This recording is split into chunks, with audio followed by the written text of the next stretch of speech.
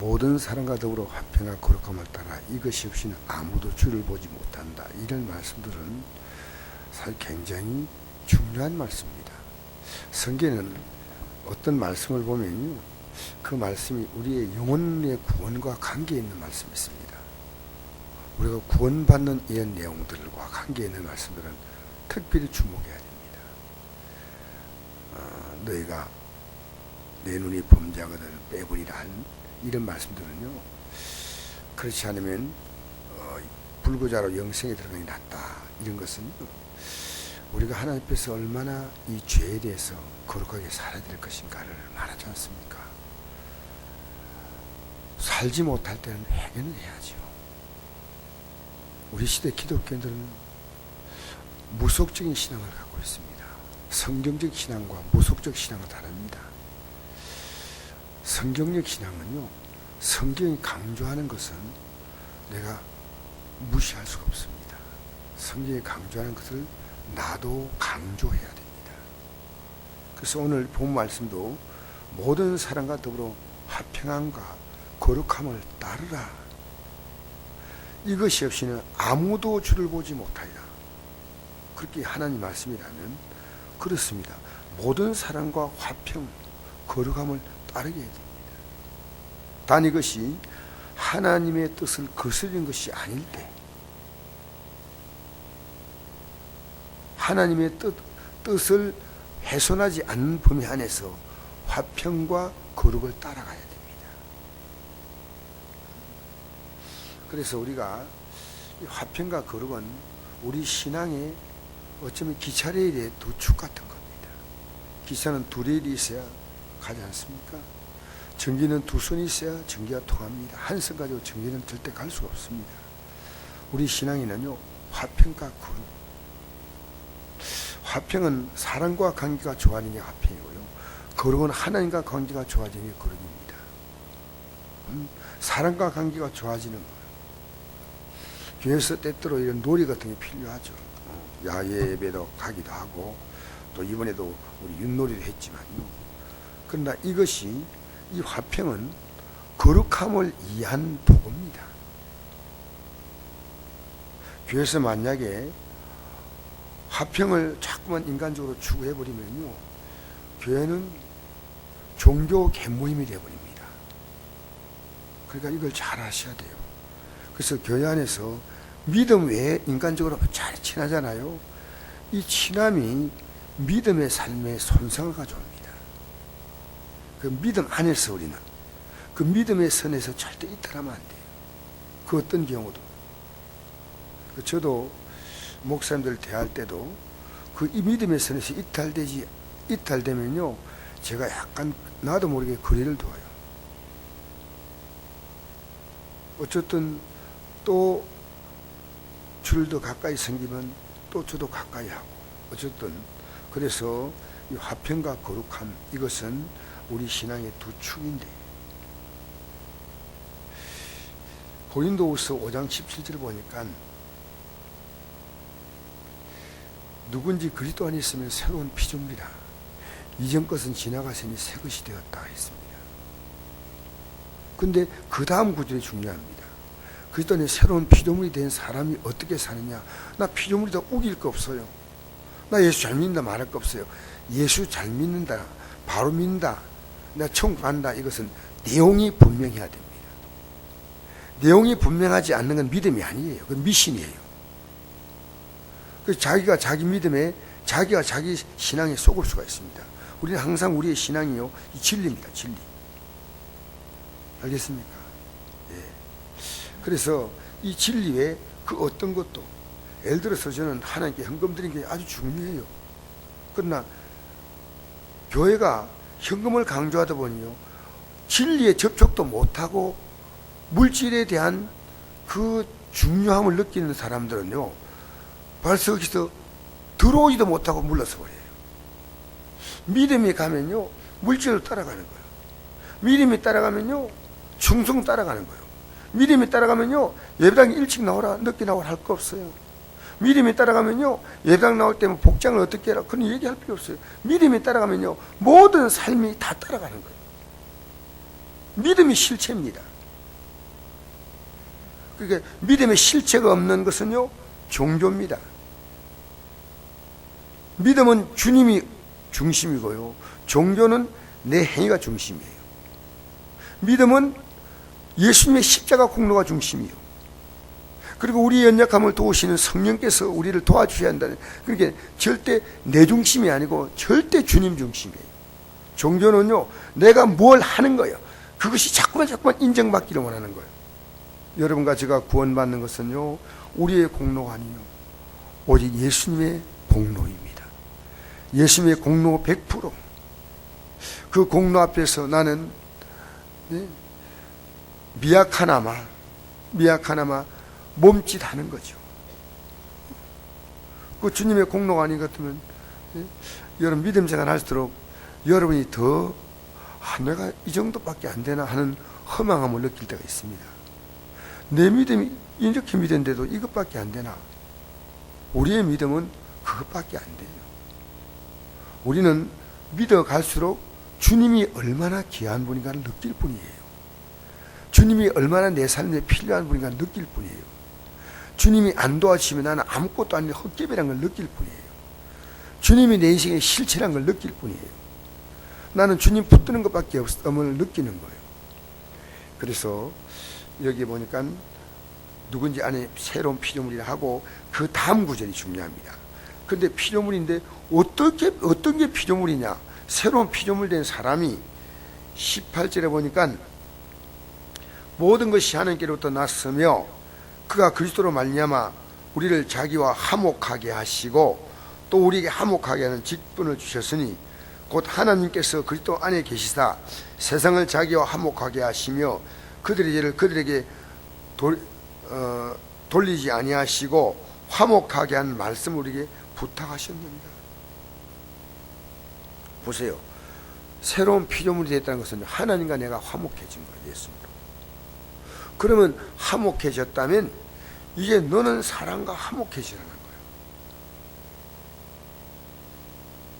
그래서 우리가 복음을 전함으로 화목해지고, 내가 그를 이해해주고 받아주고 용납해줌으로 화목해지고, 내가 사랑함으로 화목해지고, 기도해줌으로 화목해지고, 내가 뭔가 화목은 사실은요 상반간이 아닙니다. 어느 한쪽이 희생돼야 화목이 되는 겁니다. 화목은요 너가 잘하면 내가 잘하겠다, 그건 화목이 아니에요. 화목은요 일방적이에요. 내가 그에게 적극적으로 다가가야 돼요. 여러분, 예수님의 화목은 뭡니까? 예수님은요 우리의 반응에 따라서 화목한 게 아니고요, 자신의 생명을 그냥 내어놓으셨어요. 여러분, 지금 남편과 사이가 안 좋고 자녀와 사이가 안 좋다 할 때 너가 잘하면 내가 잘한다, 이건 화목 아니에요. 내가 그에게 화목 제물이 돼야 됩니다. 먼저 손 내밀어 줘야 돼요. 먼저 끌어안아 줘야 돼요. 그래서 우리의 화목의 기준은 누구냐? 예수님이셔요. 할렐루야. 그러니까 세상 살면서 우리는 화목해야 되는데 네가 잘하면 내가 잘하겠다, 그건 계산입니다. 그건 거래입니다. 그건 화목이 아니에요. 그래서 우리에게 화목하게 하는 직책을 주셨다. 여러분, 우리의 화목과 주님이 우리와 하나님과 화목은요 그 비용이 달라요. 우리가 주님과 하나님과 화목할 수 있는 것은요 하나님의 아들의 생명값이 지불돼야 됩니다. 그러나 우리가 사람과 화목하는 것은요 손 좀 내밀으면 돼, 좀 양보해주면 돼, 뭐 맛있는 식사하면 나눠주면 돼, 따뜻한 말하면 던져주면 돼. 그게 뭐 힘든 거 아니지 않습니까? 여러분, 우리는요 우리가 상대를 대할 때 많은 경우에요 우리 얼굴에 언어가 다 써 있습니다. 가장 중요한 언어는요 바라볼 때 벌써 언어가 다 나옵니다. 화평함, 그리고 사랑함, 이것이요 얼굴에 다 표현되는 거예요. 짜증도 나오고요, 그리고 원망도 나오고요, 그게 얼굴에 다 나오는 거예요. 여러분, 살아가면서요 얼굴과 말과 우리의 삶 가운데 우리는 화평을 이루어가야 합니다. 화평을 이루어가려고 최선을 다해야 됩니다. 어쩔 수 없이 진리와 부딪히는 것은요, 그것도 상대가 상처를 안 받도록 양보해야죠. 진리와 부딪힐 때 탁 잘라버리면 어떻게 그분에게 진리를 접촉시키겠습니까? 참 나도 이걸 해가고 싶은데 내가 섬기는 내 주님 뜻에 조금 부딪히니까 좀 이해해 주라고. 우리가 언제든지 이 영적인 내용도요, 지금 내가 가족과 만나 있는데 재밌게 지내고 있는데 예배 시간이 됐어. 근데 예배 시간 가야 한다 보다도 내가 하나님과 약속한 시간인데 어쩌겠습니까? 하고 사정을 얘기하고 예배를 가는 것은요, 내가 예배를 위해서는 모든 게 다 필요 없다고 딱 예배 시간이라고 횡 일나가지고 나가버린다면 그렇습니다. 모든 것은요, 가능한 한 화목을 이루어야 됩니다. 할렐루야. 그리고 부득이 예를 들어서 내가 이 복음을 전하기 위해서 필요하다면 우리는 믿음에 있어서 어떤 결정적인 양보가 필요할 때 있습니다. 그건 제가 말할 수 있는 사안이 아니고요, 그때마다 사안이 다릅니다. 그래서 이 화평은요, 하나님의 자녀의 절대 기준입니다. 마태복음 5장 9절 보니까 화평케 한 자는 복이 있나니 그들이 하나님의 아들이라 일컬음을 받을 것이며, 이 땅에 하나님의 아들로 하나님이 불러주는 사람이 있다면 그가 가는 곳마다 다 화평이에요. 부부도 화평이고 어디 가더라도 다 화평이에요. 화평. 왜? 이미 예수 그리스도를 통해서 새로운 피조물이 된 사람이 이 땅에서 나타나는 반응입니다. 그러니까 사람들이 불러주는 겁니다. 하나님의 아들이야 일컬음을 받을 것이며. 그 다음에 오늘 요 하나가 시간도 될지 모르겠는데 오늘 14절밖에 못하겠습니다. 거룩함입니다. 거룩함. 이 거룩함은요, 이제 이 땅에서 우리는 거룩함이란 세상과 구분된 삶입니다. 세상 풍속과 구분된 삶인데, 베드로전서 1장 14절 보니까 너희가 순종하는 자식처럼 전에 알지 못할 때 따르는 너희의 사욕을 본받지 말고 오직 너희를 부르신 거룩한 이처럼 너희도 거룩한 자가 되라. 기록되었으되 내가 거룩하니 너희도 거룩할지어다 하였느니라. 외모로 보시지 않고 각 사람의 행위대로 심판하시니를 너희가 아버지라 부른즉 너희 나그네 있을 때를 두려움으로 지니라. 이 두려움은 어떤 두려움이냐면 거룩하게 살기 위한, 거룩하지 못한 삶의 유혹에 대해서 우리는 두려움을 가져야 됩니다. 자, 여러분, 이 주님께서 우리에게 이런 말씀하십니다. 내가 거룩하니 너희도 거룩하라. 우리는 거룩하게 살 능력이 없습니다. 솔직히 얘기합시다. 수없이 아마 여러분이 주님 뜻대로 살아보려고 몸부림쳐 봤지만은 새가 아무리 날개를 짓을 해도 나를 수 없는 새가 있지 않습니까? 거룩할 수 없어요. 똑같은 새라도 닭은 날개가 있어도 날지를 못하잖아요. 이 거룩함은요, 이 거룩함을 위해서 우리 하나님 아들 예수님이 하신 일이 있습니다. 이 거룩함은요, 순종입니다. 여러분, 거룩함이 뭐라고요? 순종이 거룩함이에요. 뭐 특별하게 막 예배당에 나올 때만 복장을 잘 갖춰가지고 만나면 사람 만나면 할렐루야 인사대로, 이게 아니고, 이 거룩함은요, 그것은 종교적인 예고, 거룩함은 순종입니다. 순종이 안 될 때는 거룩하지 않습니다. 옛날에 사욕을 따르는 삶이 아니고 이제는 그 반대의 삶을 사는 거예요. 옛날에는 사욕이고 지금 뭡니까? 주님이 원하시는 삶이에요. 옛날에는 내가 중심이었고 이제 주님이 중심이다. 왜? 내 인생은 통째로 주님에게 옮겨버렸어요. 내 호적도 한나로 옮겼잖아요. 내 모든 것 주님 안에 이젠 다 있고 주님의 모든 것은 이미 나의 것이 된 게 기독교인이에요. 여러분 아셔요? 여러분의 모든 것이 다 주님의 것이 되어서 나는 빌던들이라고 아니요. 여러분 성경을 보면요, 이 모든 것은 하나님 우리에게 다 주신다 그랬어요. 못 줄 게 없어요. 그래서 여러분과 제가 뭡니까? 하늘의 유업을 이어받을 자. 할렐루야. 여러분 하늘의 영광을 상속받을 자입니다. 기독교인이요, 예수님을 제대로 믿으면 엄청난 자부심을 가져요.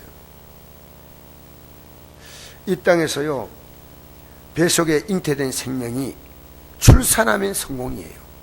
뱃속에서 아무리 막 발길 잘하고 해도 그건 의미가 없어요.